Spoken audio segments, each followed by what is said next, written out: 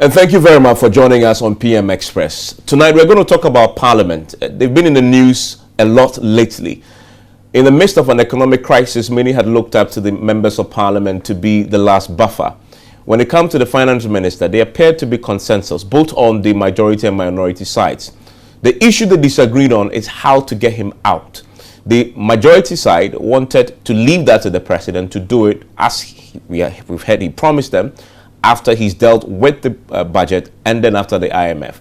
The minority side wanted to use the constitutional provision on vote of censure. We know how that panned out.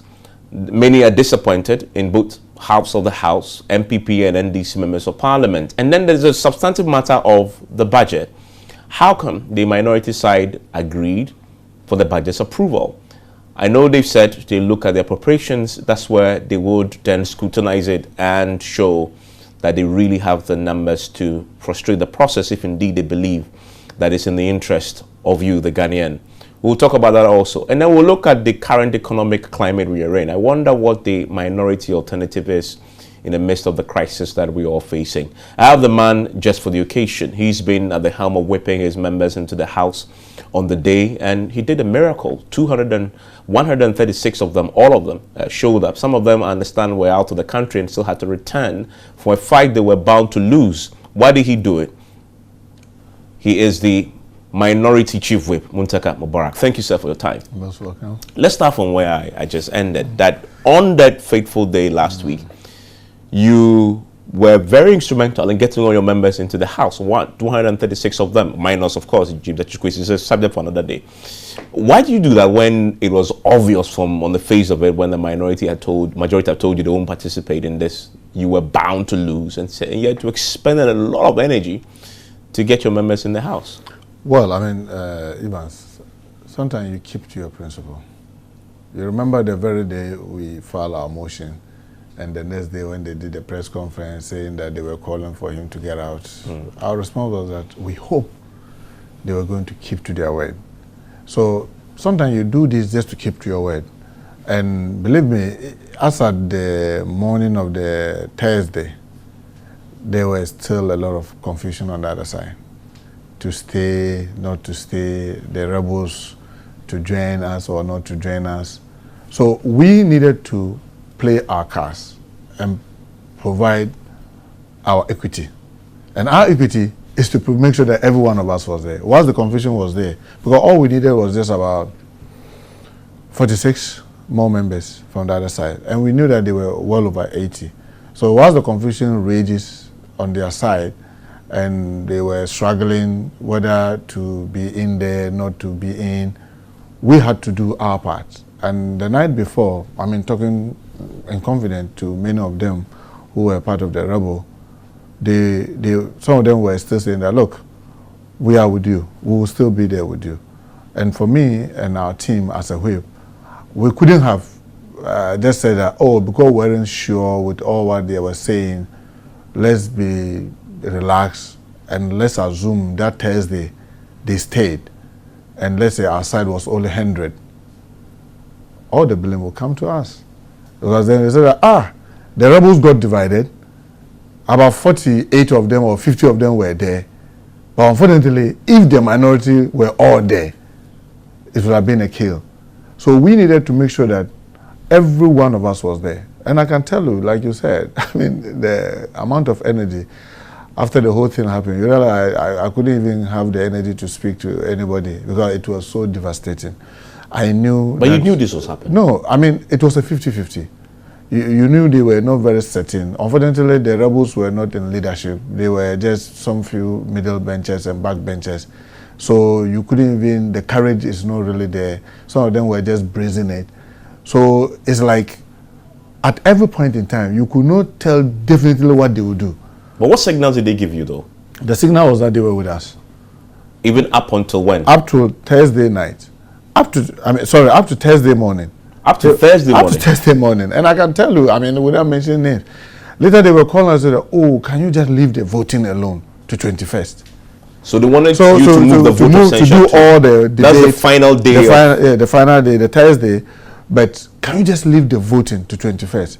We were assured that by appropriation he will be removed. If he's not removed, then we'll come with the vote. I said, if all along we've been working together, you've given us all the assurance, you keep changing the goalposts, and today the motion is on. Even as of last night, you were telling that you weren't certain. I mean, some of your members are saying you should stay, you should walk, but you, the rebels, I mean, are really willing to brace it, and at worst, half of you could be there. Now, if you are now telling us that we should shift the vote to 21st, what guarantee do we have that 21st you still Hannah? Because it wasn't an easy thing, because I can bet you, I had a member in Croatia, the Wednesday. On official assignment? Yeah, no, that was private. Private, okay. There were 2 on official assignment in Djibouti. There was 2 in the US on official assignment. There was 1 in Sierra Leone on official assignment. I mean, I can tell you that about 20 of my members were very far away, and we have to ferry each and every one of them to make sure that at your cost or their cost. Because they have to abandon what they're doing. Yeah, they have to abandon what they're doing. And bring and transfer themselves. You can never get a whip to tell you about cost. You just get things done. As to how you get so how you get here, it's not your problem, but get here. You just have to get there. So to have money to get everybody, including the question was sitting in the office. And to just tell you the extent to which we push so hard. So what changed then between the Thursday morning and the actual vote on the floor?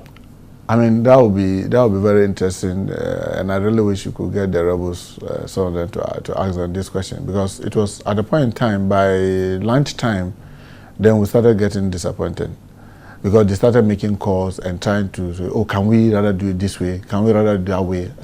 I said, what is this? The motion is almost getting over. I mean, we allowed just some 2 or 3 more speakers to speak, and you are still talking about, can we rather leave the voting? How are we going to do that? To tell Speaker that, okay, we'll conclude the debate, but Mr. Speaker, we are not interested in taking the vote now. Can we suspend the voting to 21st? That would be another tall order.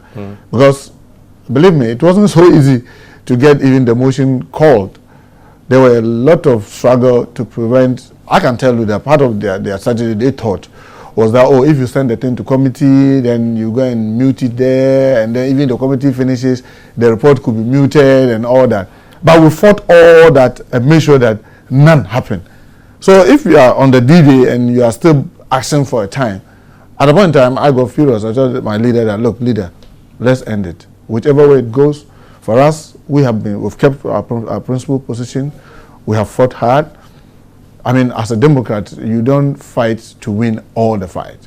Sometimes you end it, you pick the lessons, and then you carry on. But obviously, I'm sure you've heard, there's a view out there that suggests that this was all a choreographed charade with the majority and minority in collusion to save face. Let's do something to prove to the people that we're working in their interest. Meanwhile, you knew all along that the outcome was predetermined. No, I mean, this is where the minority gets a lot of pain. I can bet you, each time this counts, we have a lot of pain. A lot of our members who make the tremendous sacrifices. I mean, the regional caucus leader, the rankings, I mean, the leadership, the sleepless night. When you hear this, it breaks your heart. Because you see, the sad thing is that if those of us in the minority group were given a number that could do all the things that we had to do, believe me, I mean, that when you then blame us, we'll take the blame. We have a number that is deficient. A number that constantly, for you to be able to achieve anything, you have to reach out to 1 or 2 on the other side. And Evans, people are courageous, but it is not going to be easy. Can you imagine a member from our side so courageous that when there's going to be voting, it's not by secret, we'll get up and vote with them with the other side? You think that's easy? It's the same. And you see, everybody is learning to be more efficient. And the efficiency is that now, me as a whip, now have a difficulty. The difficulty that I have, and I keep telling my leaders, is that it looks like when we are discussing our strategy, and then some of our guys start even talking about it on radio, it gives them a hint. Because the only way you can defeat the majority group on the floor now is through 2 things. If the thing is going to be by secret, and they are there to vote, then you try to have some up to 5-10 assurances opposite to join. Then you are assuring that when it is secret, you could have, like you saw in the speaker, or some of them absent themselves, or you take them by surprise. Where the thing is happening, you have marshaled their number, they are not aware, so their number is down, so you can take them as up. But each time we are mapping the strategy, and then some of our own members, out of enthusiasm, begin to discuss the thing on radio, and you give them a hint. And when they are hinted, they simply amass all their numbers. And when they do that, remember, they are 138 and we are 136. 90% of things that we do, close to 95% of the things that we do in this house is by simple majority. So it's like you just work out your members, get everybody, the ones who are sick, who are on whatever thing, everybody here, and then you get defeated. It demoralizes even our own side. Because then they ask, was it worth it? So others are thinking that, why not walk out? I can bet you, Evans, with the e-levy, we learned our lesson.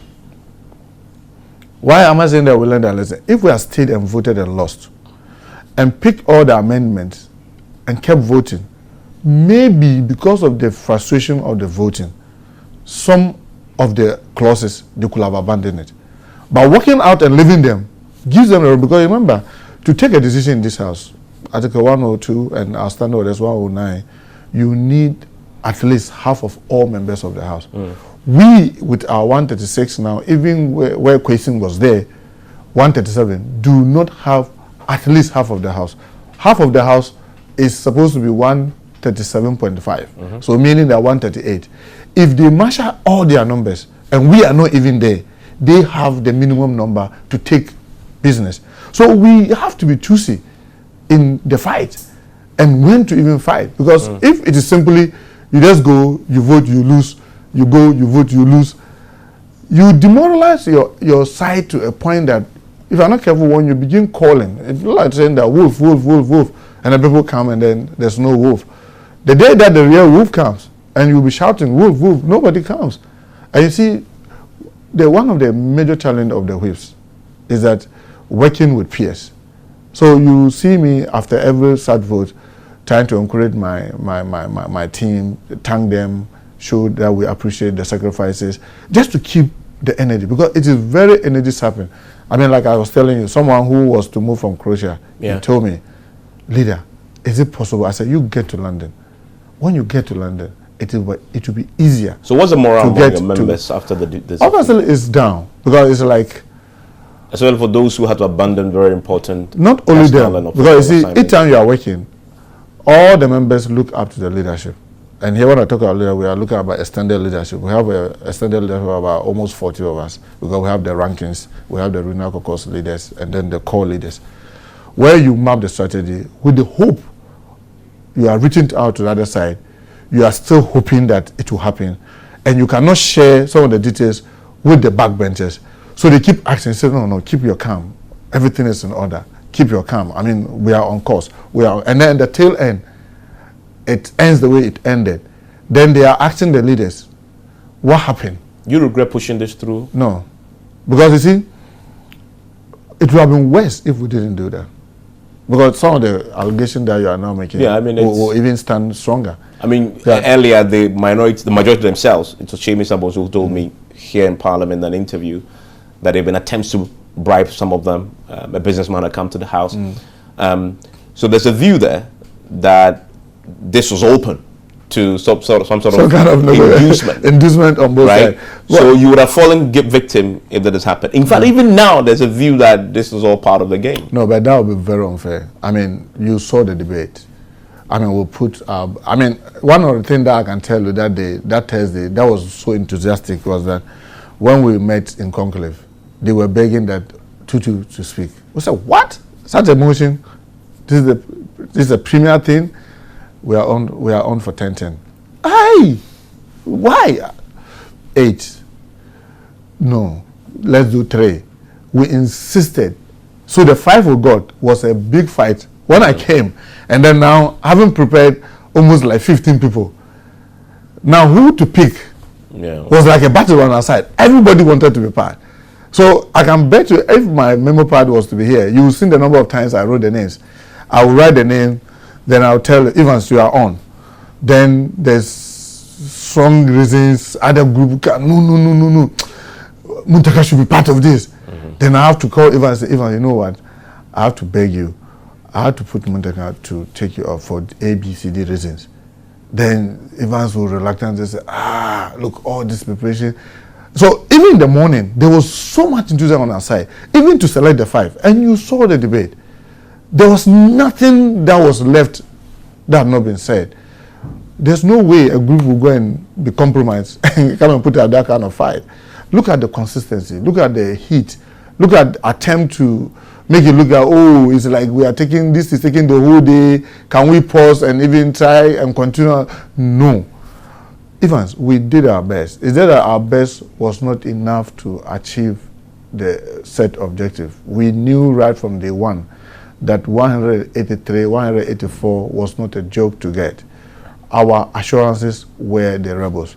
The rebels, even as a Thursday morning, were still hopeful. But I'm curious, did they explicitly assure you, or based on signals you were getting from the way they were carrying themselves about in the press conferences in public, or you sat across the table with some of them and they gave you verbal assurance that they'll be voting? No, one of the challenge you have is that in dealing with this, remember, I will be tailed to see. Remember after the election of the speaker, yeah. I mean how we managed to get the speaker elected. Anytime there's this kind of busy thing, I want to assure you that all of us in leadership are being trailed to by see your colleagues or opposite, by by our colleagues opposite, especially those in leadership and probably with their counterparts in government, to be trailing us to see who are we talking to on the other side. So you cannot have a situation where we're going to have a table where it's a physical trail, or you're actually worried about even tapping your phones. And obviously, I mean every possible thing.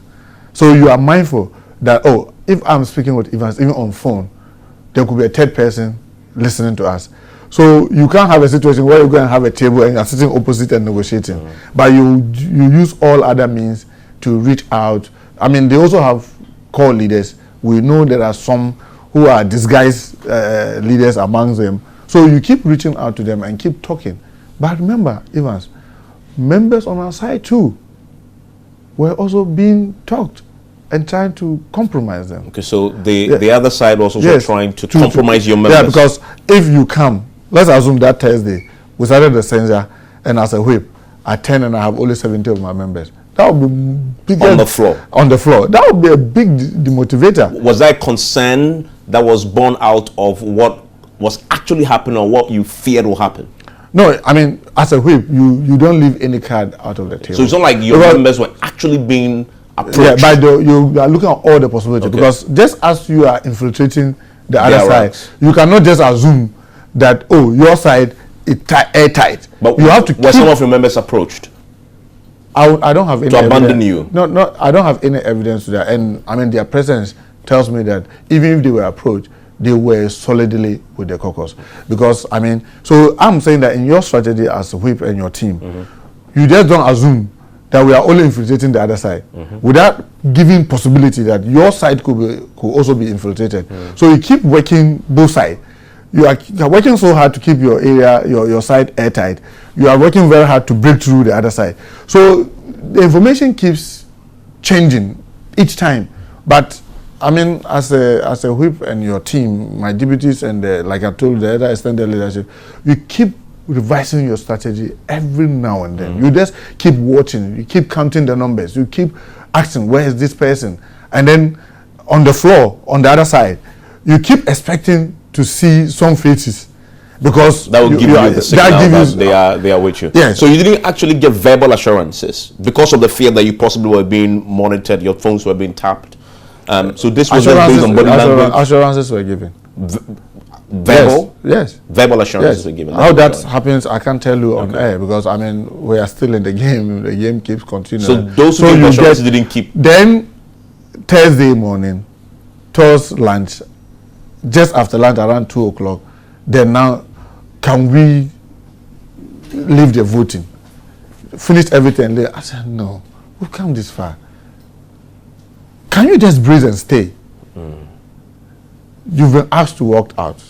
So we got the hint in the morning. So you realize that when Atu Folsom was making his contribution, he was going to say that in the Atu Folsom is part of the extended leadership. Then if you notice, if you could go and review your car, you will say that at 10 and was saying that don't say that in the air. Don't say that in the air. Because, I mean, it is something that they are being offered to do. And they were still struggling. Others said that, well, if you walk out, who will stay? And those things. So if you now say it in the air, it's like, you may be giving those who are planning to pose a surprise. But unfortunately, he had already outed. But Chairman Sabons would have issued a 3-line way for them to leave. Wouldn't have. I mean, Evans, let me tell you something. Just like you issued a 3-line way for them to be present. If their whip system was working, there was no way you would have gotten a group to hold a press conference. Their whip line system broke down. So I can tell you that their whip system is not effective. It's not effective at all. It's broken down. And I can bet you, Evans, it's the worst time to be in leadership on their side. Why do you think that is? Because you see, once this happens, trust is lost, confidence is gone in both leadership and membership. Because if you could get not just 1, 2, but 98 5, at least we're told publicly. I just even say the initial 80 out of a caucus of 138 or a group of 138, the system is broken down. The center is not holding. So to tell me there was some whip system that could be efficient, but he was got troubling. all his members, in spite of the obvious rebel group among, to leave with him. That is an effective. Just go and watch. Just go and watch the screen that day. Constantly, they were less than 100 on the floor. On the floor. For me, as a whip, that was what was continuously giving me hope. What is happening still doesn't have the backing of all of them. So it could happen that while some may be walking out, others may be trooping in. Because constantly, just go and watch the screen. Constantly, we kept revising and checking their number. There was not a single time they were up to 100. So that was a signal for me as a chief whip that they are still not together in whatever they want to do. There was still division. There was still disagreement. As compared to our side, where you can see unanimity. So it's just so unfortunate that they betrayed themselves. Well, when I say they betrayed themselves, is that if they are taking the president's word as an assurance, well, maybe let's see whether for the first time the president will keep his word. Because I can tell you, they will get disappointed. The parliament promised that after the budget and IMF, the president won't keep his word. I doubt it. Okay.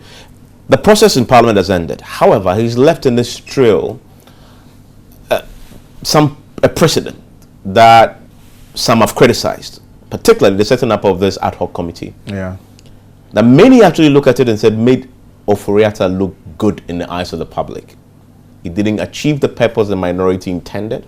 He had unintended consequence of repackaging him and giving him a case in the court of public opinion. What's your verdict on that committee now that the process is over, looking back? Well, let me start by saying that you saw the banter I had. I felt with the speaker. You were very vocal. I continue to say that committee was not necessary.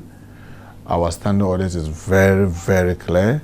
And even as I encourage you to read 106 of our standing orders, it is a member who will say that maybe where we have reached in the debate, can we set up a committee to look at the details and report, not for a speaker to unilaterally refer the thing to a committee and set up a committee to do that. It is not. It is a member. And you know why that was not done? I am convinced beyond reasonable that day when we were moving the censure motion, as at the time that this decision was taken, we were 135 and they were 77. So if any member on their side had moved for a committee, such a committee to be set up, it would have been defeated because it would have been a decision of the House where we vote. And probably, in my view, it was the reason that kind of kangaroo method was used. And I continue to call it kangaroo because The standing orders only make provision in article. But it was sole decision of the Speaker. That's what I'm saying. In Order 6, where the standing order is not explicitly clear, then Speaker's discretion can set in. But where it is clear, Speaker has no discretion. Speaker has no authority to do any other thing contrary to the what is stated in the standing orders. And I continue to maintain that.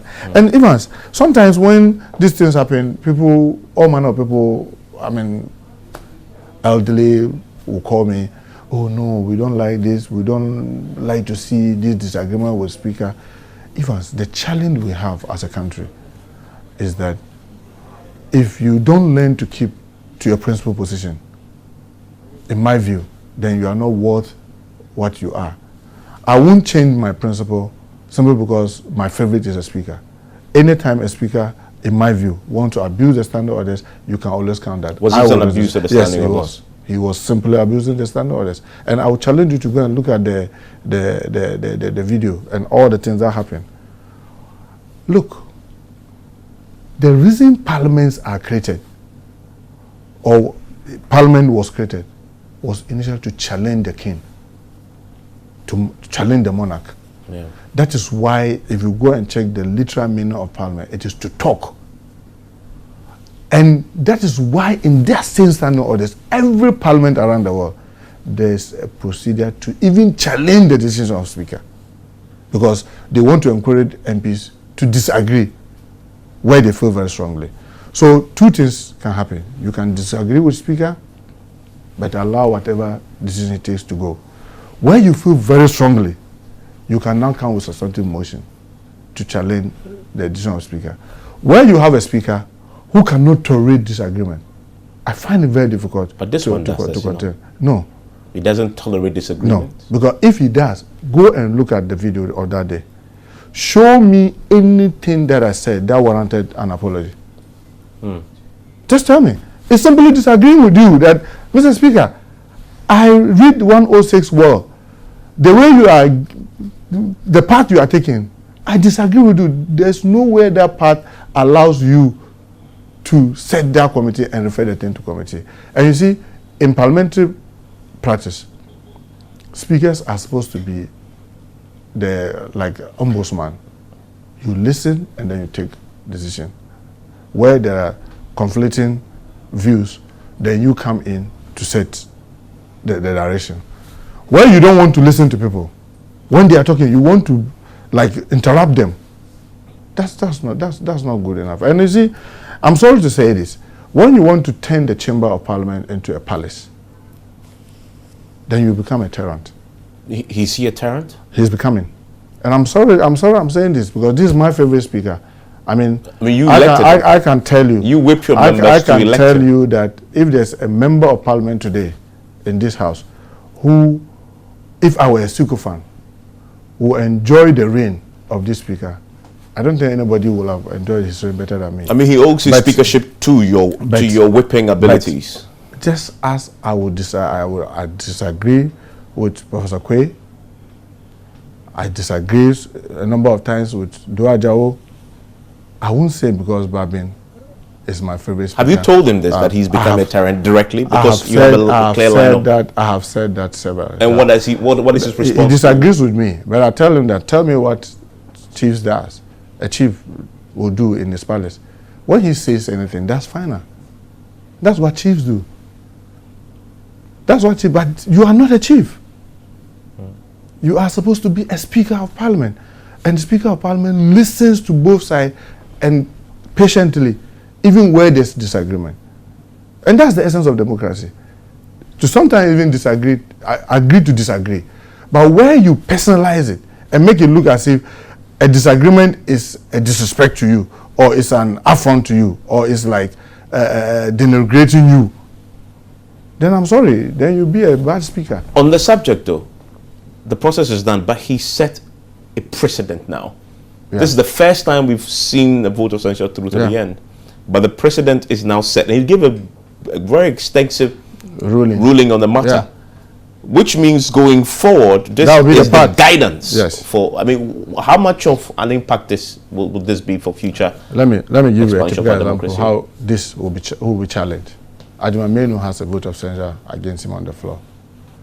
Adjuma Menu met the Sputnik committee and said everything that he has said. So today, if we are going for Adjuma Menu's censure, and you create another committee to go in, what is Adjuma Menu going to say differently? And that's double jeopardy. Because this is a committee he has met, and based on the details of that committee, a vote of censure has been filed. Now you are going to set a committee. Why will he go to that committee to say differently? Did you tell him? Did you? No, you see, the thing is that when you are, I'm sorry, when you are with a team of leaders, but you chose to listen to only yourself, well, you can bulldoze it. But it will keep meeting challenges. But if we are doing it together, and for nothing, this is where I respected Professor Quay, where you have all the leaders teaming up and agreeing on something, he will easily abandon. He built consensus on both sides far better than your own NDC. I mean, I'm saying it without an apology. Speaker of Parliament. Quay built consensus far better than we are having now. Because you see, I mean, I'm sorry I'm saying this, and I'm the one saying this. When you make it difficult for others to even air their views before you, they simply fold their arms. Have you folded your arms? I will never. I'm not the type who folds their arms. I will challenge it anytime. I will challenge it anytime, any day. Unless I'm not given the opportunity to speak. I will, because you see, Evans, I always say this, sometimes with a lot of emotions. I've spent all my youthful age in this house. I want to leave this parliament better than I came to meet it. And anybody who tries to make it worse than I came to meet it, I will do my fight as a person and leave it. I may succeed, I may not succeed, but I won't change that position. Because you may be a lawyer, but those of us who know we didn't know and had to study have been learning not only the practice here. I'm a member of the Pan-African Parliament for over a decade. So I learned from other parliaments, some well-established, some less, still at the teaching end and what have you. So I have other experiences, and I know how things have to go. And I'm telling you, the committee that he sets up, see how the Adjuma Menu one is going to go. If I'm Adjuma Menu's lawyer, I mean, you cannot be tried twice. Yeah. You cannot be tried twice. So if you refer him to a committee, he will simply ask you, what else do you want me to come and say? Go and review the report. That is why the process is not a judicial thing. The process is politics. I mean, I was surprised that even Ken Ofori had to be given another chance to be heard again. Which is actually what the Constitution says should happen. And that's what should have happened on the day of the debate. But my suspicion was that maybe the committee, the thinking was that if a committee, as you know in this house, things get to committee, then they get iced. The report comes, sometimes the report gets iced, and people maybe... No, but you're not saying that the speaker was in on this then? No.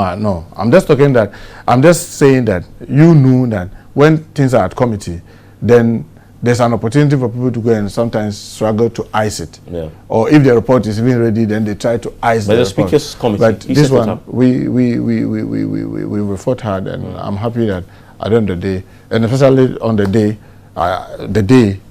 in particular, right from conclave, if the person is not there, his God is there. Speaker did well, because all the things that we agreed, he said, no, you people agreed. Because they wanted to change it, even that morning. They didn't want the censure motion taken. And he said, no, yesterday I was here, we people agreed. There's no way we are going to change that. And still barred it. And I believe on the floor too, he did the best that he could. That's Mohammed-Mubarak. He's the minority chief whip. I'm going to take a break. When I return, we'll talk about the budget. Another big one, causing a lot of controversy. The budget has been approved. There are some, when it comes to the public opinion, that say, but why? If you wanted the man out so badly that you want to put your reputations on the line against all the odds and push him through a censure motion, why do you approve his budget? He'll answer that question. Stay with us.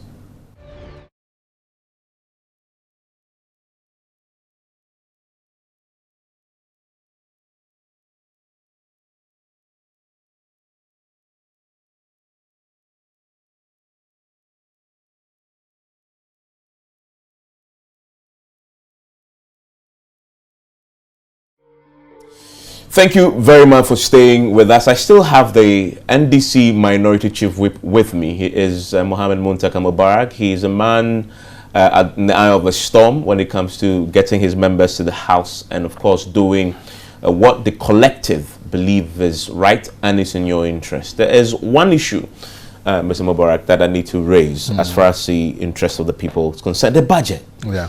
This is the president's budget, but the president's worked through Oforiatta, the man you wanted out so badly. Yeah. So why was the budget approved if you want Ken Oforiatta out so much? This is his budget. Was the budget approved? Well, no. There was a year in the name. You hear those things. Budget goes through a number of stages. And I always say that for those of us who are in this house, as well as those who've kept long, we get pain when we have practiced this thing for 30 years. And for lack of a better word, the ordinary citizens of our country are just simply refusing to learn how Parliament works. Budget goes through 4 stages. It's supposed to be 3, but sometimes the 4th one counts. First, you have the policy. So the policy is what comes to be read on behalf of the president. Let me correct this. It is not Ken Oforiatta's budget. It is the country's budget. And in the policy, you have the teacher's salary, you have the nurse's salary, you have the police, the military, everybody. And the way the president wants to finance, collect taxes, and spend the taxes. So it is not Ken Oforiatta's budget. Get it right. That is why in 2021 budget, it was Evans Mensah who read the budget on behalf of the president. So it is not Ken Oforiatta's budget. That is first. And in the policy, the challenge you have with the policy is that usually the policy is supposed to do, based on international best practice, interparliamentary union, about 12 weeks, where you get the opportunity to scrutinize the budget very well, starting with the policy. Now, even our own Public Financial Management Act says that we should have at least by the 15th of November, the budget should be presented. These guys have flouted all this, leaving us with only 4 weeks. Something that should take 12 weeks, worst case scenario, 6 weeks, they are leaving with 4 weeks. If you start with the policy and you drone the policy, what you simply do is that you are saying that they should go together with the good and the bad, go and start all over again. What is going to change in that? Not much. So the policy level is what you've seen go, not the budget. Then you move after the policy. As you see today, we are sitting started at 2 because the committees are looking at the individual estimates. So now, after the policy, you now get the opportunity to look at the details. So you have the Minister of Defense, Minister of Interior, Government Office of Government Machinery, Health, all the details segmented into committees. So in the committees, that's where you get to say that I disagree with this and therefore I'm not for this. This one, if you look at our laws and the Constitution of Ghana, you have the rights as Parliament to cut, but you cannot reallocate. So cut this, take this off, that. So you get the opportunity to look at those diseases. When this is done, if there are laws that need to be passed to support the budget, so for example, this VAT, it has to come as a law. This amendment they are talking about, e-levy, it has to come as a law. You look at all those laws. They can take 2 stages. Either you do the appropriation before you come and do the laws, or you do the laws before you do the appropriation. So that will be the 3rd. So remember, the policy is the first stage where it is read. The second is where you look at the details at the committee with the estimate. Then the 3rd is where you look at the laws that will support the budget. So you haven't approved the VAT increase? No. You haven't approved the changes in the... We have not even approved even a single estimate yet. And there are going to be no less than 40 or so estimates breaking down the budget. Then now you come to the appropriation. The appropriation is the act. So is that one, the appropriation actually is the budget. Because when you don't pass the appropriation, then now you pass the law that authorizes the government to spend those lines. So we still have a long way to get to the budget approval. All we've done is we've started the budget process. But you've approved the policy? Yes, because it is like a conglomerate of everything. The VAT that we don't like is in there. The e-levy we don't like is there. My salary, improve the package. My salary that I'm waiting for to be paid in January is in there. The salary of the nurse is there. The salary of the teacher is there. All the other things are there. So but they were there last year when you rejected it. Because in that case, the policy had a japa. You remember? It had a japa. And our worry was that with the passage of the policy with Ejapa in, the Ejapa is not going to be a line item in the appropriation. If you then pass the policy, it meant that you are giving them the go ahead indirectly to start the that would come back to Parliament with it will have, yes, just like the so VAT. We just don't want them to start. In the case of the VAT, we already have a VAT Act. They will come and amend. But in the case of the Ejapa, there was nothing. They wanted to start, so we forced them to take the Ejapa out of the policy before even the approval that they did. If you remember. I remember. So you have to understand the difference. And I want to plead. Sometimes I know it's difficult getting, for lack of better word, some of the very experienced MPs to explain. So sometimes go and pick a colleague who had just come to this house, enthusiastic to learn, but he himself or herself doesn't even know the process. Because if you pick a first timer, maybe now, because this is the second year, they are beginning to understand the process. Like last year, if you pick a first timer to explain this, the first one will be fine wanting. So when they are on platforms and people are commenting, they themselves don't really know the process. But the very experienced ones sometimes are also quiet or very busy to explain the process. But I've seen at least Adongo had done something. I've seen Ablakwa had done something on their platform, trying to educate the public about the processes. So please, we need to understand the process, because sometimes when people say that, it becomes very hurting. I mean, Evans, I will repeat, it is not easy to get members cancel all they are doing in their constituency, sick, healthy, people with all manner of challenges, so they abandon everything and be there, and then people just insinuate that these are compromised guys. It's very hurting and it's sometimes very demoralizing. So the budget will go through that, but I can assure you, so when we get to the VAT. So sum up again for me, the reason why you decided to approve the policy. Yeah, the policy, because the policy has everything, the good and the bad. And we know that there's any new thing. Okay, so what good did you find in the policy that led you to approve it? That's what I'm saying. You have the salary of everybody in there. You have the tax measures. You have how they are going to spend. Everything is in there. And there's no any new policy per se that is going to be detrimental because it is not there. But it's a VAT, because if there's a VAT act that will be amending. So you already have a VAT. So let's assume, like this debt restructuring. If this debt restructuring was stated in the policy, the specifics as has been announced now, you know that it's not in the budget. Yeah, they mentioned that there will be a debt exchange program. If the details I gave was part of the policy, they said that, look, we don't even want this policy to start. Take it out or we will not be part of it. I know others have said that. Why do you even say it? And I keep telling members, we have learned our lesson from the working out. Because the working out gives them room to virtually fast track everything they want to do the way they want to do it. The way they want to do it. So now I can bet you will see us in a very, very, very, very rare occasion that we'll be working out. So again. now you have the appropriation. So now we have the appropriation. Now the approach? So our approach is this. We have three prongs. One, we are looking at cutting the budget deep. If you look at the budget, page 209, where they are talking about the contingency vote of 1.4 billion, we think it should be zero. Okay. It's zero because in 2016 it was zero. In 2015 it was even about 100 million. Even last year it was about 900 million.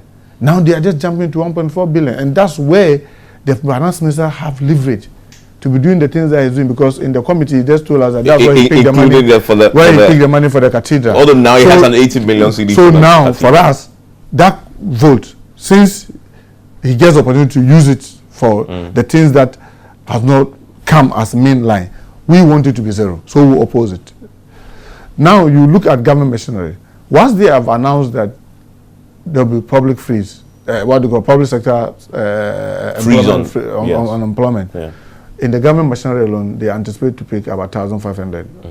We will resist that. But remember, Evans, when I talk about we'll resist that, we in the minority will glue together with our 136 to oppose it. We do not have, unless we get 1 or 2 members on that. Is that by simple majority? Yeah, simple majority. Okay. And it's not even secret. It's open.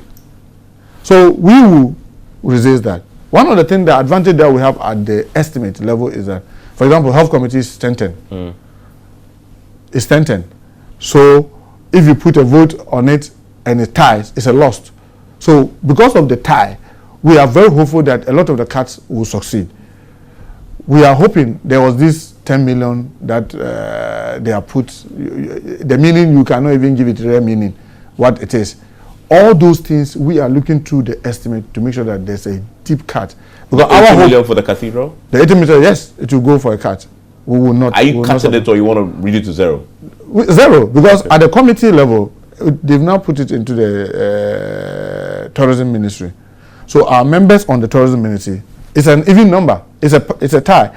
So we will resist it, and then when they put it to vote, it will lose, because we have equal numbers there.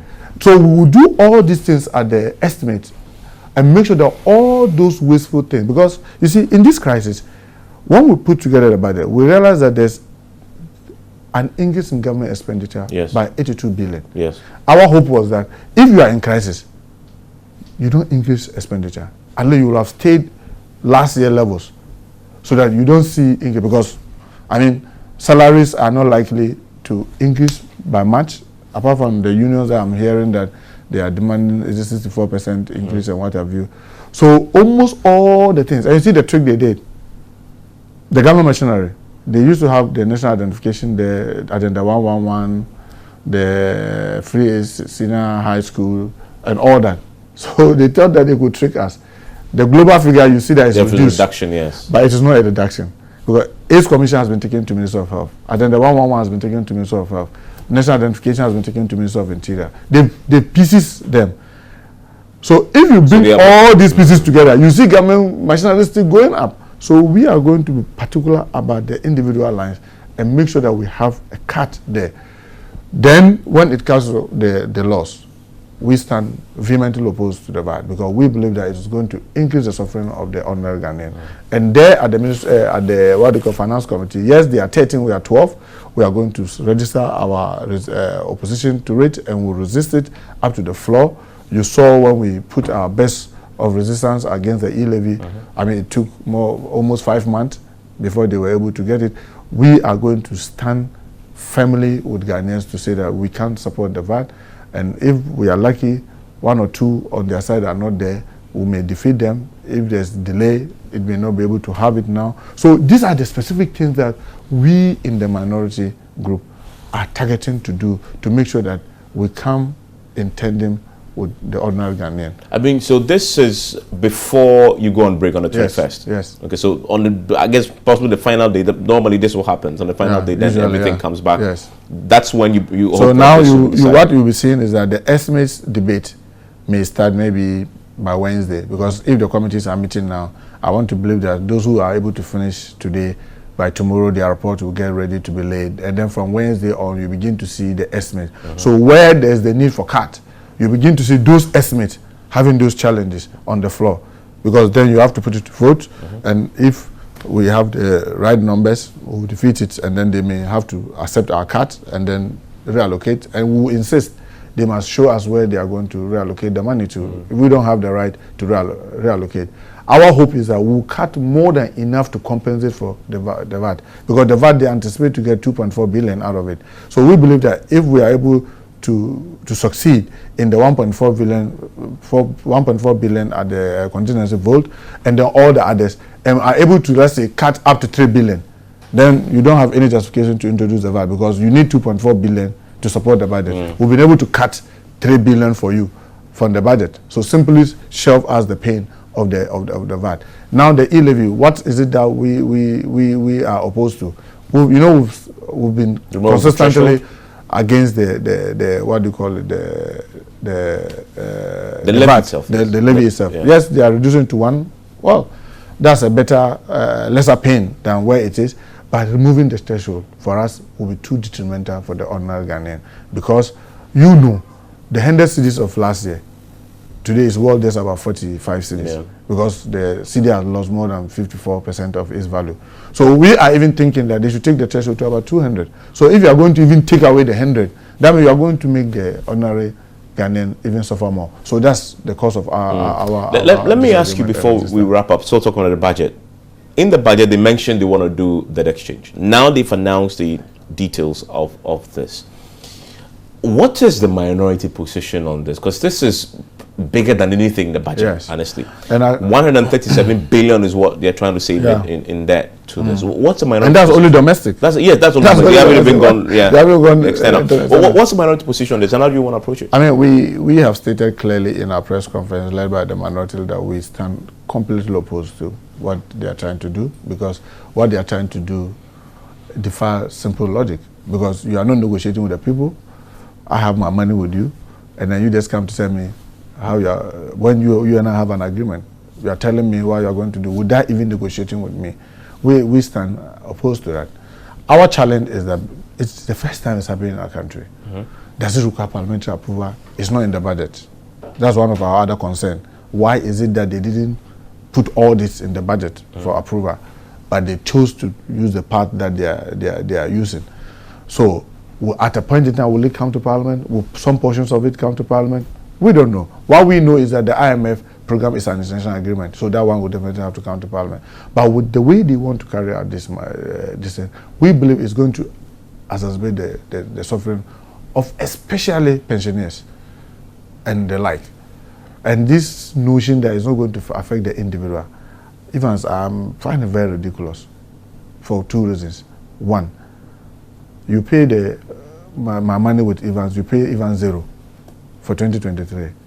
And then you say that Evans, when I come to Evans, he should pay me. How is Evans going to finance that?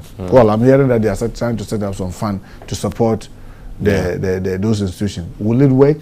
Is it not going to lead us into another banking crisis? Have they thought through it very well?